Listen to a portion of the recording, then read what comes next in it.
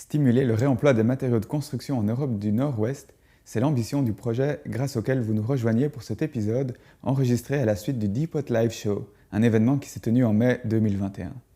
Architectes, maîtrises d'œuvre, d'ouvrages, entreprises ou auditeuristes passés par là par curiosité, l'objectif de cette série est de dresser un portrait de 3 organisations qui travaillent ensemble depuis 2018 à promouvoir l'évolution des pratiques de réemploi sur leur territoire. Rotor en Belgique, Salvo au Royaume-Uni et Bellastock en France. Je suis Michael Guillot de Rotor et aujourd'hui, c'est à un petit voyage dans le temps que j'aimerais vous convier. Parce qu'il faut bien commencer quelque part, démarrons, si vous le voulez bien, chez les Romains. Les Romains possédaient un certain nombre de règlements sur le réemploi des matériaux. Tant la quantité que la complexité de ces textes suggèrent que ces pratiques étaient courantes. Elles montrent aussi que pour les législateurs romains, le réemploi n'était pas uniquement une question d'opportunisme vis-à-vis des ressources disponibles, c'était aussi une pratique qui engageait des enjeux culturels et civiques.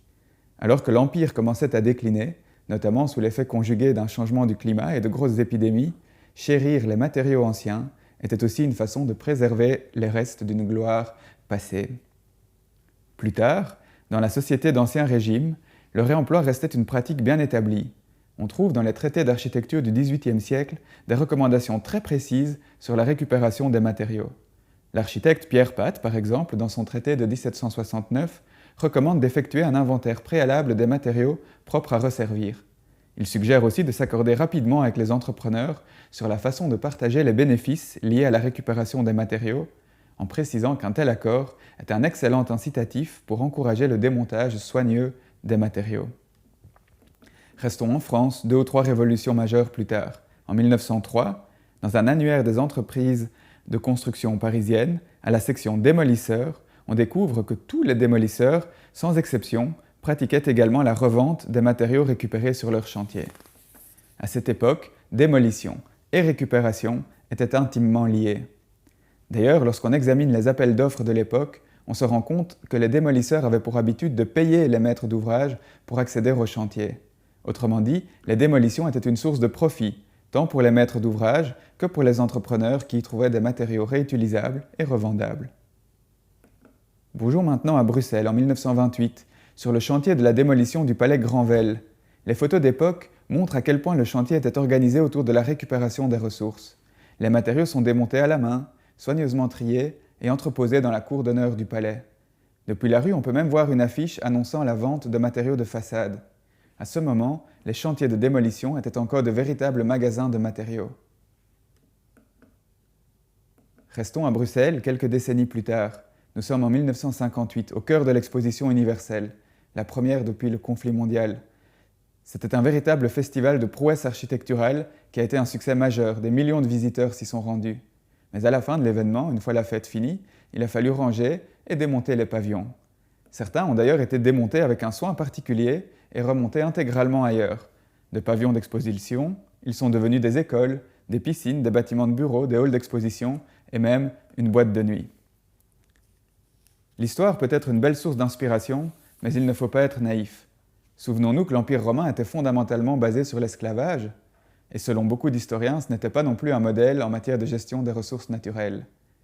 Les démolitions entreprises à Paris dans la seconde moitié du XIXe siècle étaient violentes.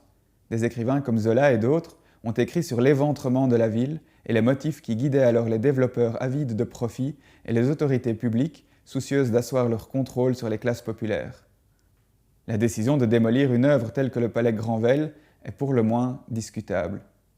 Et le réemploi intégral de certains pavillons de l'exposition universelle reste marginal dans ce qui, pour le reste, était essentiellement une célébration débridée de la société de consommation et du progrès technique, faisant la part belle à tous ces matériaux alors innovants, le béton, les laminés, les plastiques, l'amiante, dont la récupération pose aujourd'hui des questions si épineuses. Mentionnons aussi la mécanisation des chantiers, l'usage progressif des explosifs, l'augmentation du coût de la main-d'œuvre ou encore la pression immobilière, et nous obtenons un aperçu des facteurs ayant impacté dramatiquement les pratiques de réemploi. Et pourtant, ces exemples historiques permettent aussi d'identifier quelques ingrédients issus du passé qui peuvent nous aider à réfléchir aux directions que l'on souhaite prendre aujourd'hui.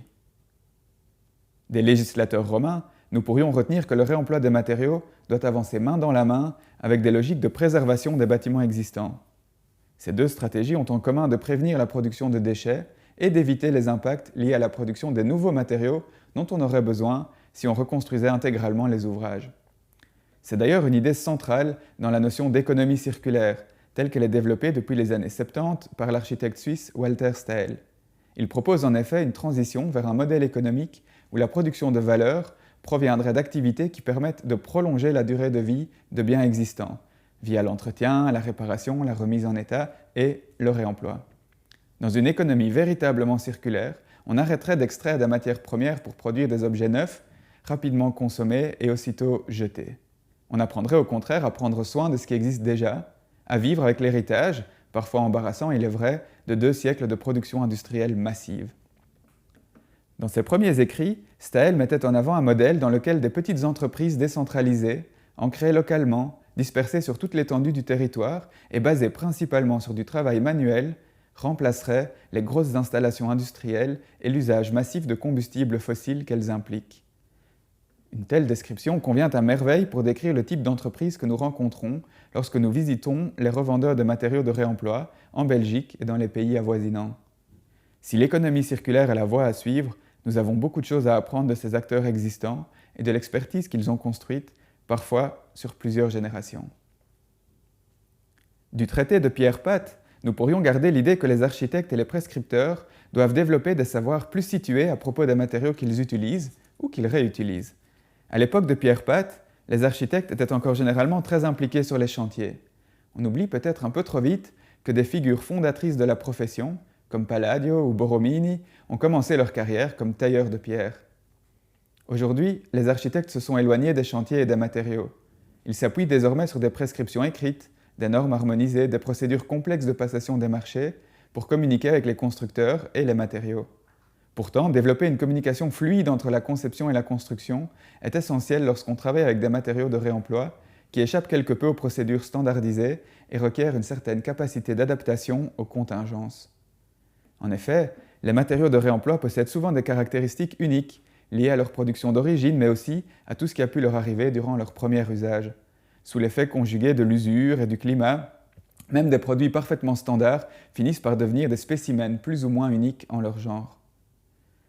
Pour évaluer si ces transformations sont superficielles ou plus conséquentes, si elles affectent l'aptitude à l'usage de l'élément ou au contraire améliorent ses performances, si elles nécessitent des actions spécifiques ou si elles peuvent être laissées comme telles, si elles sont de précieux témoins du temps qui passe ou doivent au contraire inviter à la vigilance, par exemple en raison de substances susceptibles de nuire à la santé. Bref, pour évaluer tous ces aspects, il faut développer une approche sur mesure, attentive aux spécificités des lots en question. Pour être à la hauteur de cette diversité de situations, on gagne à s'appuyer sur une connaissance empirique basée sur l'expérience et le contact direct avec les matériaux.